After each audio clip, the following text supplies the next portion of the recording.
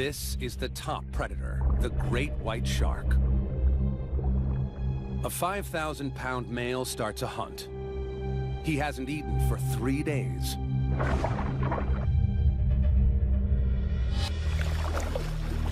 He picks up a scent from 2 miles away.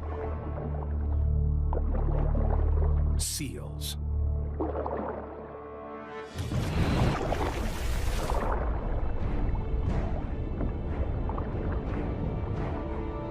He's a great hunter, but he's not perfect. Great whites are unsuccessful more than half the time.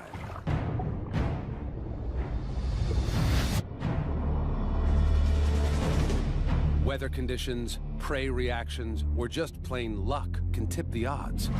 But this guy's got some clear advantages. The most significant being lots of prey. Seal Island.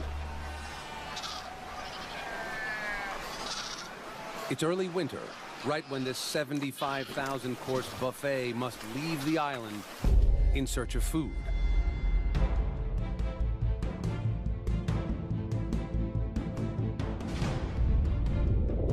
It's the pup's first try at swimming.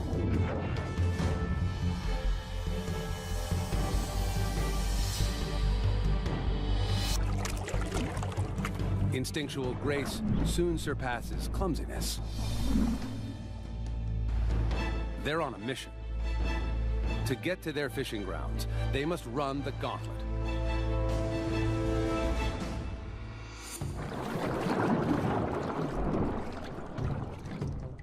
The great white waits patiently.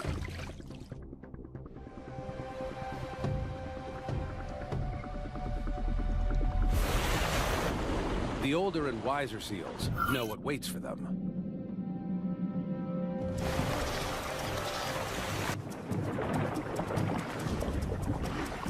The youngsters don't know any better.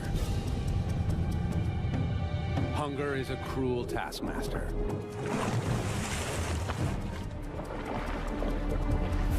There is safety in numbers. Lagging behind increases the chance of becoming a target. The littlest ones try to keep up.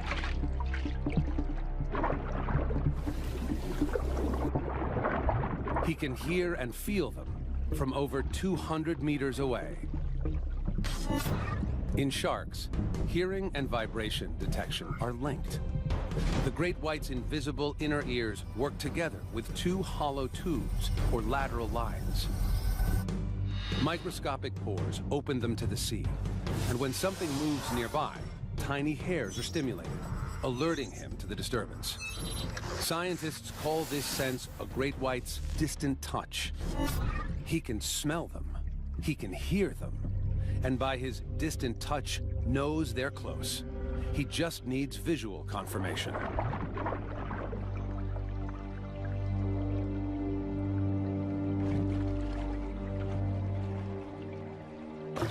He makes his move, directly below his target.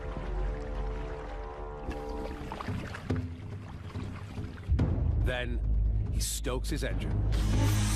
The tail is the shark's powerhouse. Red muscle sustains the swimming of the shark, while white muscle allows for sudden bursts of speed, like a rocket booster, to launch upwards at speeds of up to 25 miles an hour.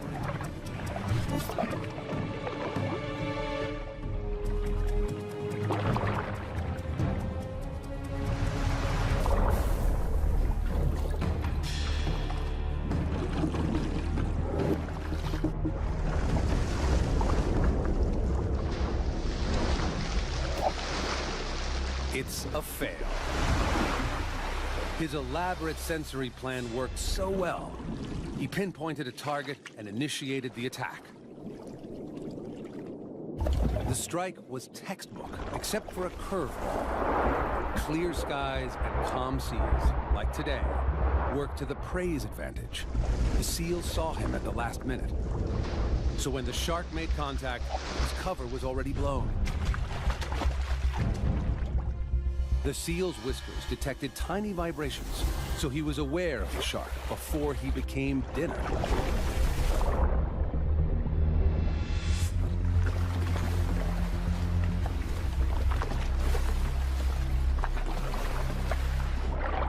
seals are now on high alert. The pups will head home in a few hours. By then, they'll be exhausted and easier targets. He slows his pace to save energy. The hunger pangs don't go away. By the afternoon, a wind ruffles the sea. The seals are full of fish, tired from hunting.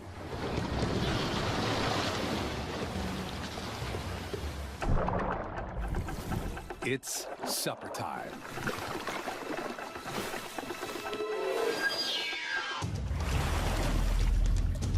He targets a young straggler. Younger seals are easier to hunt. Speed and agility come with experience.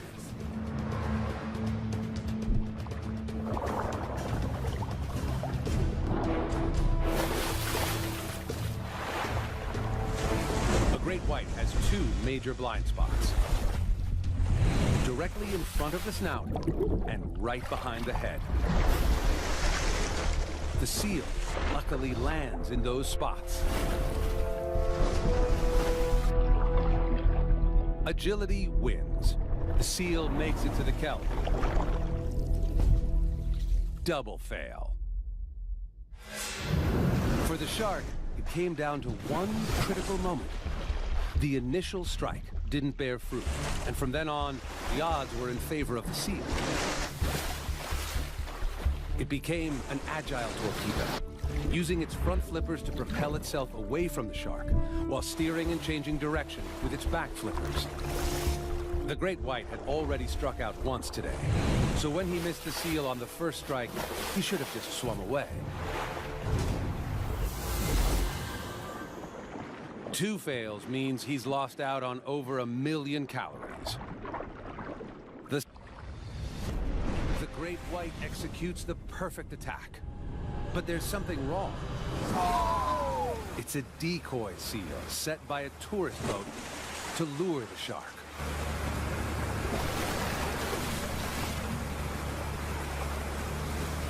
Great spectacle, but our shark didn't get his much-needed dinner. It's an epic fail for the shark, but it's a valuable lesson on how sharks get it wrong. Most of his senses told him the target was real. He could smell seal. He could sense them in the water. His adapted eyeballs tracked the silhouette, and he hit the mark. It looked like a seal, acted like a seal, but it didn't taste like a seal. He was hoping for blubber, but instead, he got rubber. The more he tries, the more likely he is to make a kill, as long as he doesn't burn out. He needs to eat one seal pup every 3 days to keep up with the amount of energy he's burning. He needs a belly full of fatty seal, now. Things are looking up. Overcast, choppy seas, and murky water. Perfect.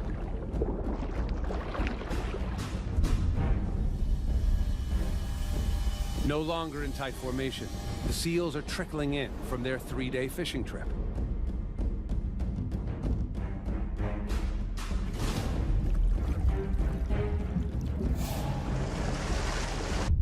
He closes in on another target.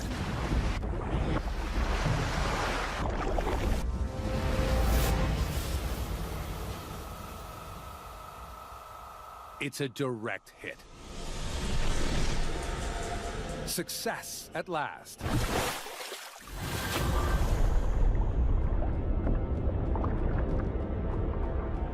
This time, the shark launched the strike just as the seal was taking a breath of air. He can rip off 20 pounds of seal flesh in a second. His teeth are like saw blades, slicing off giant mouthfuls.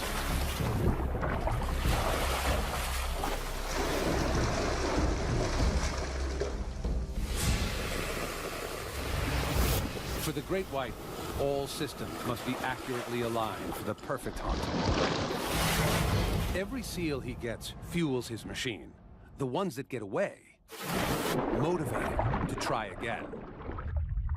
If the great white is the killing machine of the sea, this predator is its counterpart in the sky.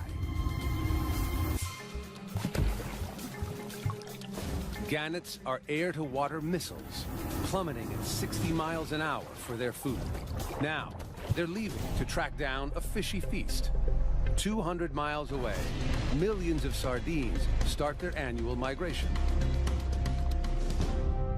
The sardines form one of many massive clouds of fish called shoal to follow blooms of plankton. It's time to fly or die.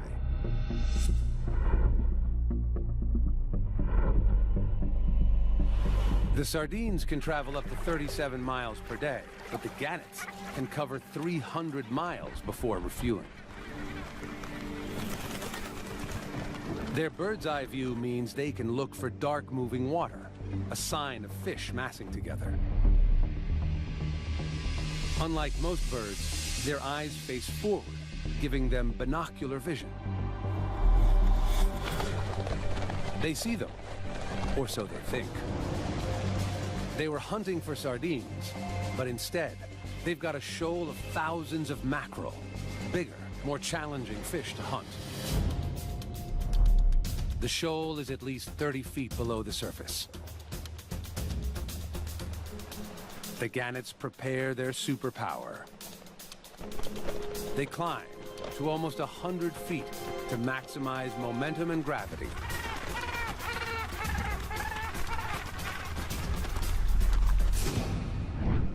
They have to be perfectly aligned, or they will die on impact.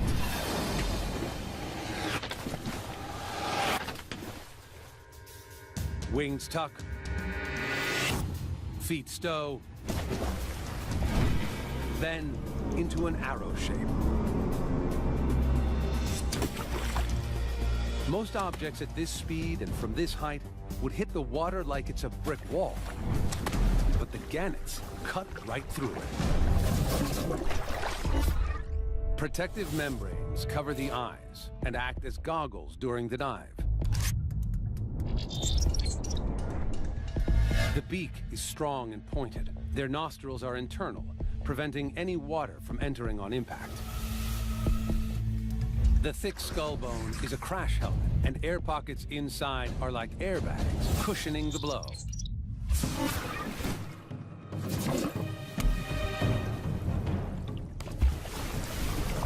The gannet's momentum drives it 30 feet below the surface. The mackerel bunch together, making it tough for the gannets to pinpoint one fish. There's strength in numbers. And then the ball descends deeper, away from the menace above.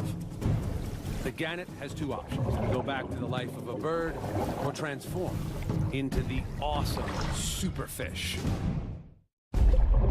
The gannets won't give up. Instead, these birds turn into superfish. They flatten their wings and swim.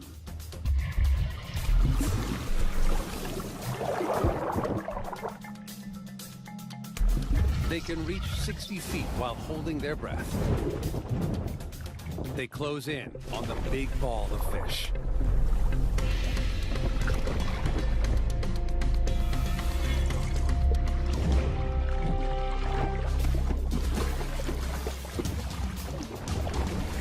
The gannets grab hold of the mackerel. But their plan of attack isn't working. The mackerel are wriggling free, despite serrations near the tip of the gannet's bills, good for gripping slippery fish.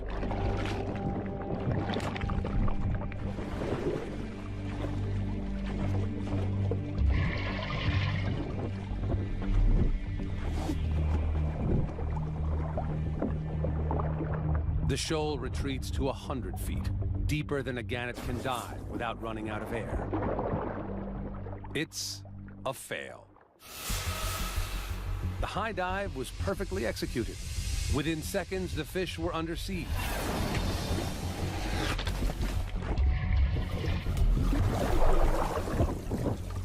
But when they grabbed the prey, the mackerel slipped free. Mucus covers their thin skin, making them hard to hold on to.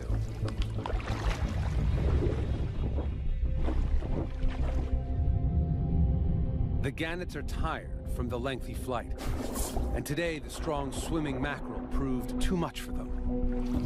Then the entire shoal descended beyond gannet depth.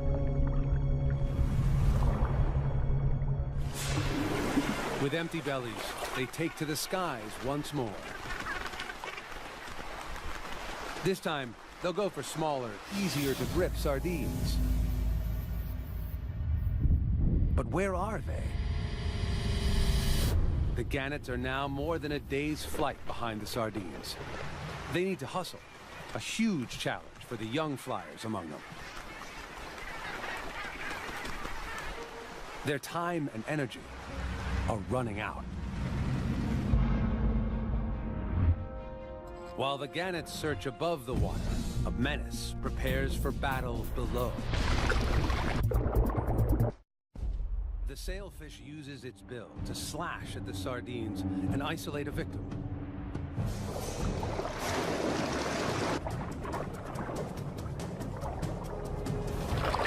The next sailfish in line takes aim and strikes.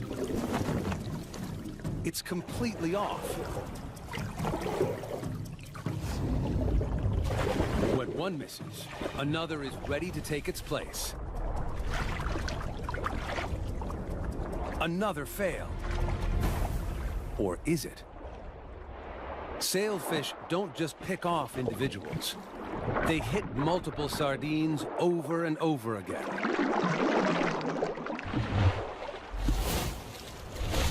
As it slashes, the tip of the bill can cover 20 feet and turn through 575 degrees in a single second. That's a lot quicker than a sardine can swim, and a lot faster than it can react. The sailfish were relentless in their attack. First, they teamed up and moved their targets into position. Then, they used their 2-foot-long bills to wound the sardines and wear them down. This first attack took its toll.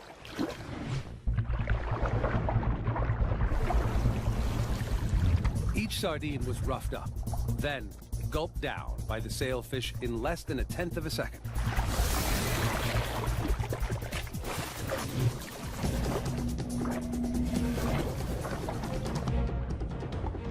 Every sailfish ultimately got a meal. Sailfish are superb killers with specialized strategies, but it's the orca that takes the prize for the craziest hunter in the sea. No other animal risks its life to get a meal with such an outrageous stunt. At 7.5 tons, she risks beaching herself. She must wait for high tide. 4 hours later, the tide is up, but it's still too shallow in places. She searches for a spot where the high tide will help push her right up to the beach. She's found one.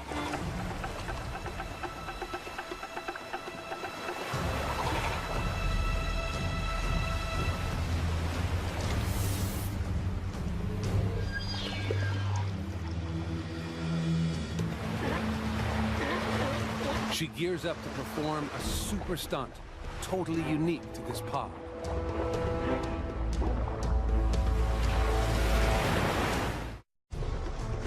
The female orca prepares to ambush her target. Surfing a wave, she speeds toward the beach at 30 miles an hour.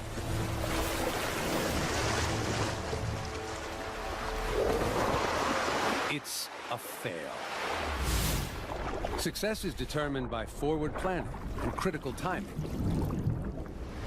She didn't get enough speed at launch.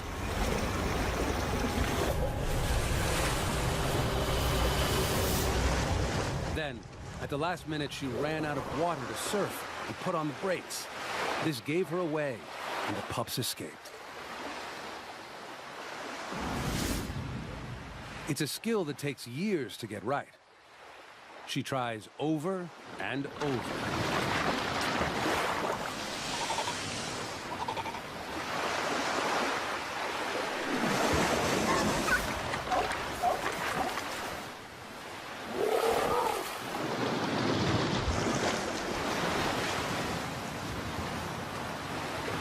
This massive 22,000-pound mammal haul its own bulk out of this fix.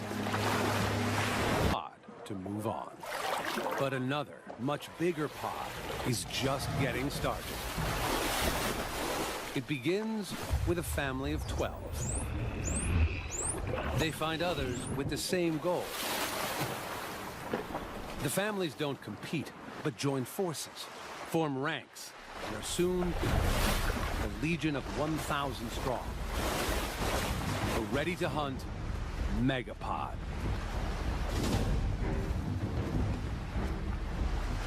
They've got 300 miles to cover to reach their target off the coast of South Africa. What drives this obsessive journey? None other than the irresistible sardine, now migrating within their reach. And they are being watched closely from above. Having failed to find the sardines themselves, the gannets place their bets on the dolphins. Just follow and let them do the hard work.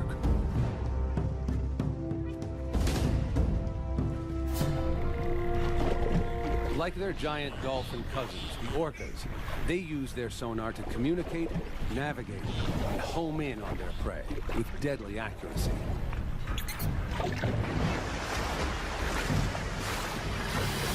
Thousands of echolocating predators soon pick up the swimming fish. The sardine migration pushes steadily northwards.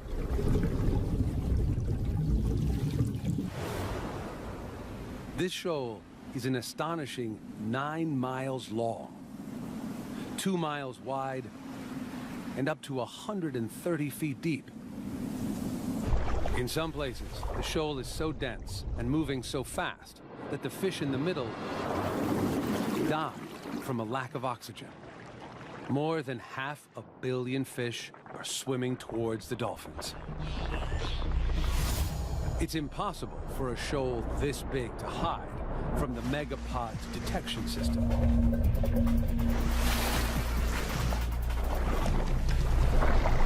The sardines fall right into the dolphins' trap. Now, the hard work begins. Holding their breath for up to 10 minutes, they work to split the shoal and push a smaller group towards the surface. They do it, herding the fish like border collies corralling sheep. Under attack from all angles, the sardines stick together. But the tiny sardine should never be underestimated. Along with vision, they coordinate their movements by reacting to water flow. When it works, they avoid bumping into each other. Organs, called neuromasts, line the skin around the sardine's head and accurately detect motion between themselves and the surrounding water. As one fish moves, it creates a flow of water that provides information to the fish next to it or behind it, allowing them to keep their place within the rapidly moving shoal. This is how a shoal works. Thousands can move as one. Each individual tries to find safety in the middle, creating a mass continuously folding in on itself. Nobody wants to be stuck on the outside. The gannets flock overhead, waiting for the fish to come within reach. The alliance is about to reach its climax. The table is set, everyone is in position. But unexpected diners show up. Sharks. Thousands of them.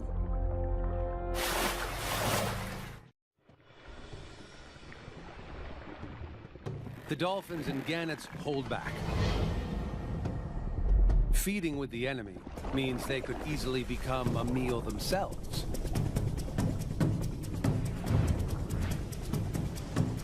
The sharks think they can collect the proceeds from the dolphins' hard work.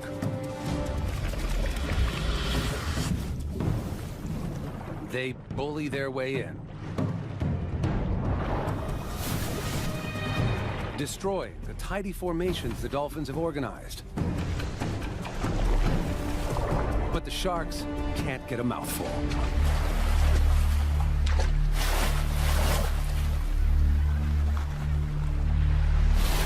The dolphins regroup.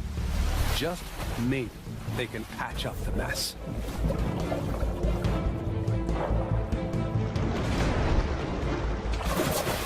The sharks are worked up, but they're not denying access to the sardines.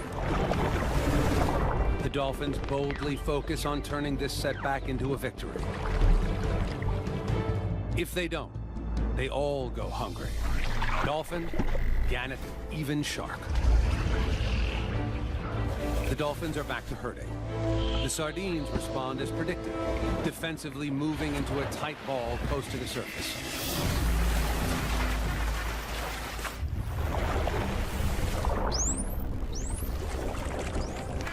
The gannets watch the turmoil from above. They're done with waiting. Hunger drives them to take the risk and feed with the sharks.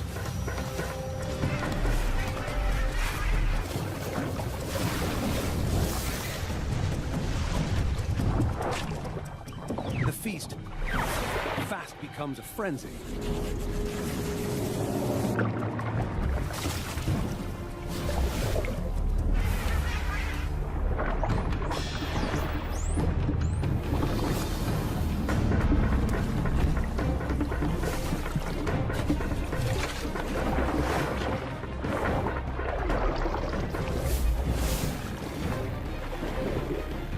Now it's time for the dolphin's final weapon, a net of bubbles.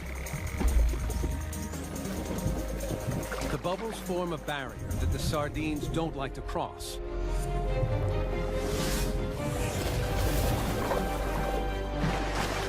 With no escape, the shoal is shrinking fast. Shark, bird, and dolphin all get a piece of the action, until a newcomer completely changes the game again. It appears out of nowhere like a high-speed train.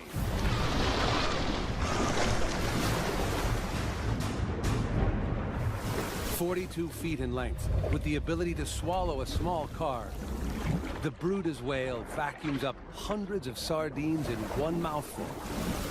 He makes the shark look like a minnow. Flicks of its muscular tail power it upwards at high speeds. Even with its gigantic ballooning mouth, creating drag. Another whale explodes out of the depths. This time, it's a female. She's even bigger than the male. And she needs to eat over 3,000 sardines a day to survive.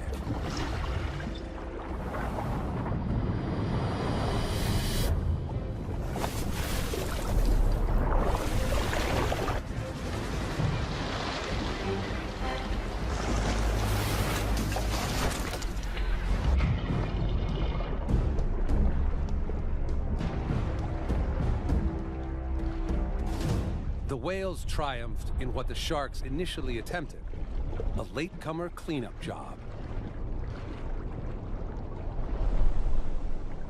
The dolphins scoop up what's left, and there's not much. Only one lucky sardine survives. It sees a gap, hightails it out of there.